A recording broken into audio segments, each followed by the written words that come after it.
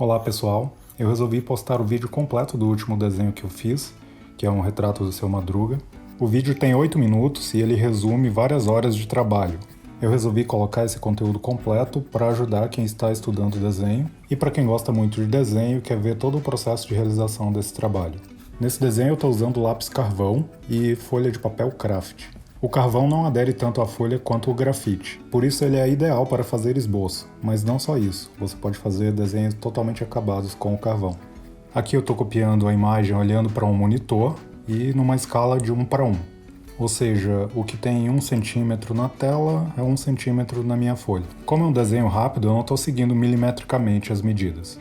E como eu já comentei em outro vídeo, eu começo o esboço com linhas retas. Esse é o método clássico de desenho que facilita muito a execução. Você vai perceber que ao terminar o esboço com essas linhas retas, eu já terei todas as referências necessárias para fazer o meu desenho. E para agilizar, as linhas curvas que são mais fáceis, eu já faço no esboço. Para conseguir fazer um esboço limpo como esse, é bom que você comece treinando as várias partes da anatomia do rosto, os detalhes do olho, nariz, orelha, boca, treinar essas partes separadamente.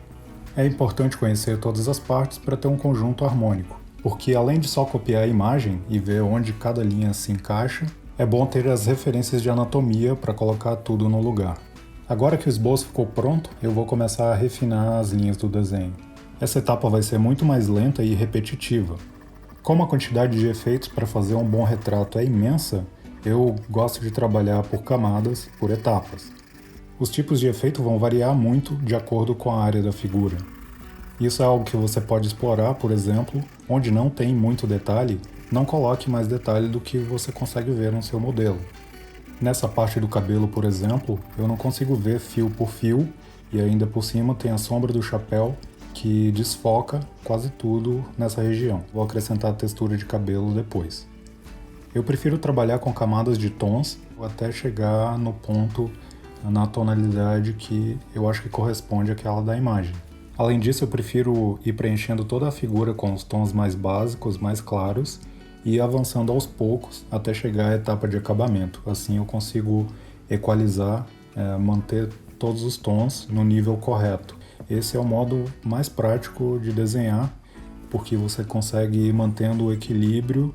E uma das maiores distorções do desenho acontece na diferença de tonalidade, onde você escurece uma área, por exemplo, e gera um volume muito diferente daquele do modelo. Uma sombra muito forte ou uma luz muito forte pode distorcer completamente o modelo, fazendo com que ele fique, por exemplo, com o nariz grande ou torto, ou com o queixo grande ou torto, e assim por diante. Em resumo, o processo aqui é seguir as linhas básicas do esboço e ir trabalhando a gradação de tons por etapas. E para um desenho rápido, é mais prático você usar várias ferramentas para obter efeitos variados e não depender só da textura do lápis, onde você teria que ir copiando os tons milimetricamente e isso aumentaria o tempo de execução. O processo mais lento pode ser um pouco desmotivante quando você ainda está aprendendo a desenhar, porque você já quer ver todos os efeitos e o resultado de um bom trabalho acabado. Por isso, mesclar os efeitos de lápis, esfuminho e borracha pode ser uma boa solução para você ver esse resultado rápido, porém, conseguindo exercitar um pouco a sua paciência. Como vocês podem ver, na maior parte do retrato eu aplico uma camada fina de carvão e espalho com o esfuminho ou com os dedos, e onde eu acho necessário eu venho e reforço com a nova camada de lápis. E eu repito esse processo até chegar no ponto ideal de luz e sombra e de textura. E por falar em textura, uma outra coisa que faz muita diferença é você conseguir variar o seu traço de acordo com a forma da figura. Por exemplo, a maior parte da pele é lisa, por isso você vai usar traços bem sutis. Já nos cabelos, nas rugas, por exemplo, você pode usar traços mais incisivos e marcantes. Nos traços suaves, por exemplo, você não usa nenhuma força no lápis, você só arrasta ele no papel.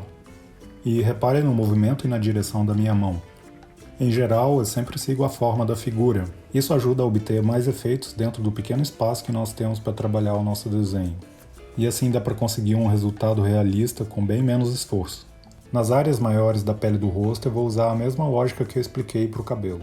Em geral, eu vou deixar tudo sem muitos detalhes. Isso porque essas áreas não devem competir com as outras que são mais detalhadas. Os olhos, o nariz, a boca, a orelha.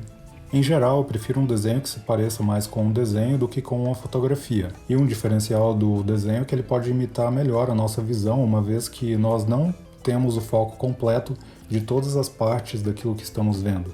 Nós nos focamos em uma região e aquilo fica nítido, e em geral o que está em volta é desfocado. Nesse ponto do trabalho, eu acho que você já consegue visualizar aquilo que eu expliquei sobre a sobreposição de camadas.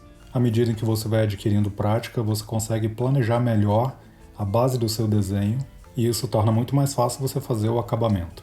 Isso te ajuda a ter mais sucesso porque elimina a ansiedade de querer ver o efeito de imediato já no começo do desenho. Nessas rugas, por exemplo, eu fiz a tonalidade geral e só depois vim com as sombras que são bem pequenas em pontos precisos. Na boca eu também fiz todo o sombreamento da pele e do volume do rosto antes de acrescentar os pelos do bigode. Assim eu já tenho uma referência para acrescentar toda a complexidade da textura de cabelos.